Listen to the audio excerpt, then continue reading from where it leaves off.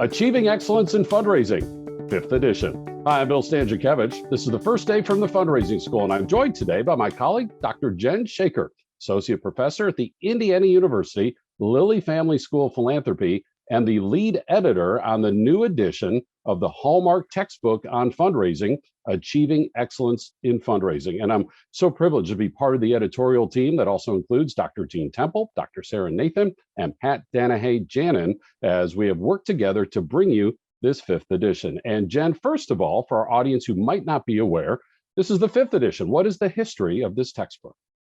Well, this book dates all the way back to 1991 when Hank Rosso wrote a lot of the first edition and edited it along with his associates. So that was the first edition.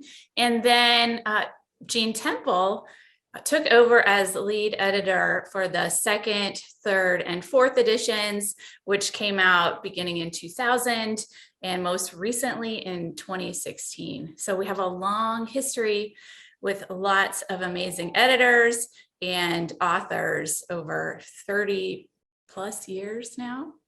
And of course, Henry Rosso, along with his wife Dottie, are the founders of the Fundraising School, who then gifted the Fundraising School to Indiana University back in 1988. Gene Tempel facilitated that gift, and as you said, continued the progress of this book from one edition to the next, and of course, is such a cherished member of the editorial team to this day. Jen, what really stands out for you about this edition of the textbook, now the 5th time around for Achieving Excellence in Fundraising? Well, I think what stands out to me most is that we started working on it in spring 2020. So everybody remembers spring 2020. And we began really our work in earnest on this book from our homes, like you see me today, in the beginning of the COVID pandemic. So that really is a framework under which we, the editorial team, which includes Bill Stan, who is here with me today, Sarah Nathan, Gene Tempel, and Pat Danahay-Janin, who is our editorial assistant. So we began this work during that time. So there are 39 chapters in this edition, and you mentioned the COVID-19 health pandemic that started in 2020. How did that inform the authors as they worked on their various chapters? Well, that is something that we asked all the authors to think about. What does COVID mean for fundraising? And keeping in mind that we were writing before we really could know that, we did try to really think about what does this mean for the future? What are the newest reports and data coming out right now about how COVID is affecting how we raise money, how people give? And so that was one of the main things that we thought about throughout the process. And of course, 2020 is referred to as the year of the twin pandemics, as there's a reawakening around racial and social justice and reconciliation issues. Jen, similar question. How did that reality inform the authors as they worked on their chapters? Yeah, so we were really thinking about that as well. And George Floyd, the murder of George Floyd was in May 2020. So just in the time when we were putting the book together, asking authors to write their chapters. And so we really asked people to think about inclusive fundraising, right? So approaches that are inclusive of all people and all communities, and also to think about social justice and fundraising. And in fact, we have a chapter on that in the book for the first time. So those were threads that ran through the book, along with thinking about COVID, crisis leadership, social justice, digital technologies, and how fundraising is changing and evolving. Some of that, COVID pushed some of that along, right? We learned we can do fundraising meetings by Zoom and by video in ways we never could. So that's all part of the framework that we were thinking about as editors, and we were asking all the authors to think about as well. Jen, how important is it for fundraisers? We mentioned these two topics from 2020, the health pandemic and the racial and social justice reconciliation pandemic. And again, to emphasize, the content is written in an evergreen style, meaning a lasting style, that the information here is written in a way that is applicable for years. And so we want the audience to know that as well. But even though there is a chapter on racial and social justice, and there is a chapter on crisis leadership, each chapter has those themes within. How important is that for fundraisers to understand that these are not just set aside topics to visit, but that are infused throughout fundraising on a day-to-day, month-to-month, year-to-year basis? Right. That's absolutely true, Bill. And, we came out of the project really feeling like there are principles of fundraising that stand the test of time, ideas that go back to the first edition with Hank Rosso, but that those are in an evolving context, right? And so how we fundraise today is different in many ways, and all the chapters needed to consider that. What does that mean that we have and still have the COVID pandemic and all that we've learned from that for fundraising? What does that mean that we are finally paying more attention to philanthropy among diverse communities? And how do we build and evolve our fundraising to keep that at the forefront, right? Keep social justice and ways that people give that have been underrepresented, understood in fundraising and philanthropy at the top of our thoughts and conversations. And one of the examples is, of course, we honor the legacy of our founders, Hank and Dottie Rosso, and there are still elements of their teaching throughout the book.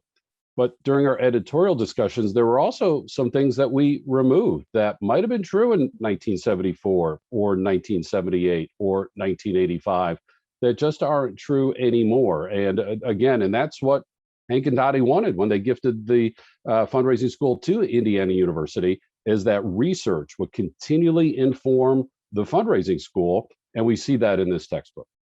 Right, that's absolutely true. We really took a hard look at what was still tried and true and what no longer applied. And a lot of those decisions also related to the research. And so, of course, that's another signature of the book, and one that we really focused on in this edition is, how do we keep bringing more research in? When there is research, let's bring it in. Sometimes there's not research yet, and so we're working on that. And that gives me work to do for the rest of my career, right? All the things we still need to know about fundraising. So, but what do we know, and how do we put it in the book? And then how do we interpret it so that fundraisers can use it? And again, when we talk about research in this textbook, you're not going to find chi-square analyses. You're not going to find a t-test or an r-value or a confidence interval. No, our researchers have translated the research findings for practical application. Jen, who are these folks? How would you kind of give a general description of who the authors are for this edition of Achieving Excellence in Fundraising? Well, we're so thrilled that all of the authors are faculty, academic faculty, or TFRS faculty, alumni of the School of Philanthropy. We have some doc students who are part of the chapters, and then we have some other friends, leaders in the field who wrote chapters with us. And so we just really are excited about our 50 plus authors that wrote those 39 chapters. And we really feel like they cover a wide breadth of experience and expertise and bring it all to the readers. And Jen, how is the book organized then? Is it just techniques? Do we talk about principles? Do we talk about philosophies? Do we talk about organizational structure? How is this book organized? All of those things. We talk about all of those things, but we've tried to do it in an order of events that would really start you with a foundation in fundraising. So our first section is about ethics, your law, your own personal philosophy of fundraising. And that's something that we really evolved and developed newly for this edition. The joy of giving, what is it that drives donors? Like, how do they feel when they give? So we began the book with what we think is foundational information that we should be considering before we get into the techniques and the strategies of fundraising.